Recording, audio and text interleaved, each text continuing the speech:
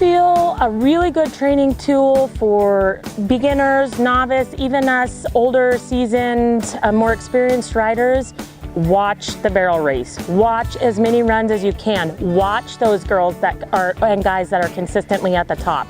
You can learn so much from just watching videos and watching runs, seeing where hand positions, seeing where they position their horses, their body position. There's a lot of knowledge to be learned just from simply paying attention and watching every run.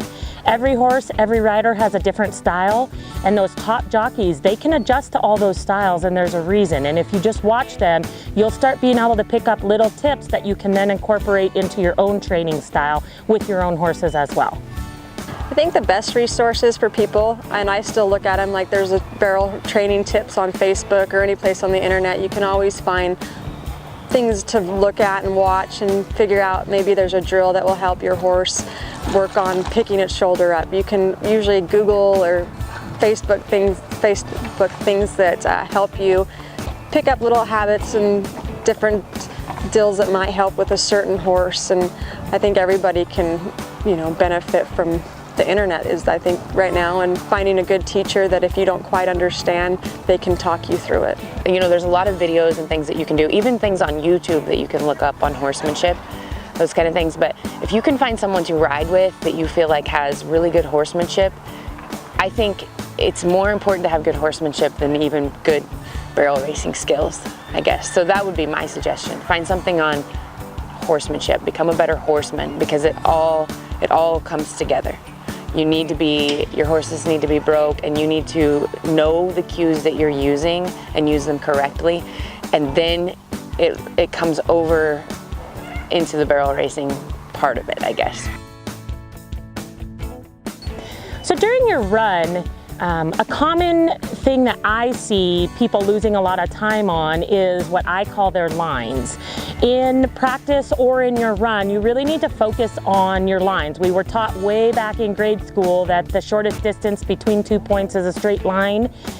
Same is true for barrel racing. Focus on straightening your lines out. In Montana, we call it the big Montana move over, where you do the big swoopies. We want to straighten those lines out and run up into that pocket and let that horse turn. If you straighten your lines in between every barrel and the timer home, you will improve your time guaranteed by 3 or 4 tenths just by straightening your lines in every run. I think the way that people can slow down in a run for the novice so they don't get caught up is, right before you run, major visualization. Just really think about it. Take 3 deep breaths, calm yourself down before you go in the arena, and just really concentrate one barrel at a time, not get ahead of yourself in the run. One thing that I see a lot that a lot of especially novice trainers do is they'll worry a lot about what the horse's face is doing, but they let the body just kind of go wherever it pleases. I actually did this quite a bit at first too. I got my horses to where they were real broke in the face, but I didn't have any body control. And I feel like now the body control is more important than the face. If I have a good soft rib cage and a lot of body control, the face is going to be soft too. So it's really important to pay attention to all of the limbs and what they're doing. And then the face part will come with it. My style of riding is a little bit different. I take the straighter, longer approach. I had a lot of influence from Lynn McKenzie. I was a gamer back in the day, so I've always been an aggressive rider. I'm more of a forward rider, where you'll see a lot of the good futurity riders. They're really sitting down and letting those horses stop and turn. Well, not stop, but slow down and turn. I'm more forward. I like rady horses.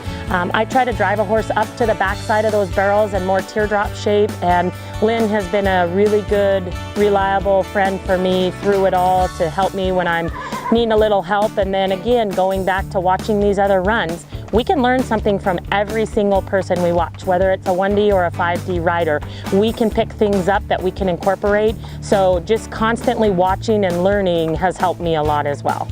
What makes me different is maybe that I'm pretty quiet. Sometimes I feel like I'm really riding hard, but if you look, I'm really a pretty quiet rider. And I try to stay really soft with my hands, and I've been taught that from the time I was little. Mom always would put a little more bit in the horse so I didn't have to pull, which I think contributes to why I've stayed soft with my hands all these years. I've always, I still look up to people and watch a lot of people to better myself, and I believe that's important because you're never too old to learn. You can always learn from somebody all throughout your life. I have a fairly different riding style. I really ride the hindquarters. I like to try to kind of push the horse out from under me. I feel like I have really good shoulder and rib cage control because I'm in a seated position, so I can really use my legs to get the same response that a lot of people are having to use their hands for. So I learned a lot from my mom as I was growing up, and then I got to ride with Jolene Montgomery, and I rode with Joy Wargo a lot. And I would say I've learned a little bit from each of those people, but a lot of it is it's knowing your riding style and then figuring out how to train a horse to fit that.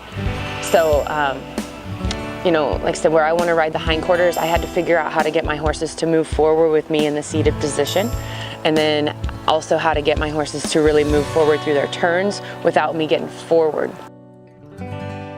So getting in touch with me, I still run a performance horse business. I like to dabble and pick up a few and train them and make marketable rodeo horses that other people can get on and win and go have success on.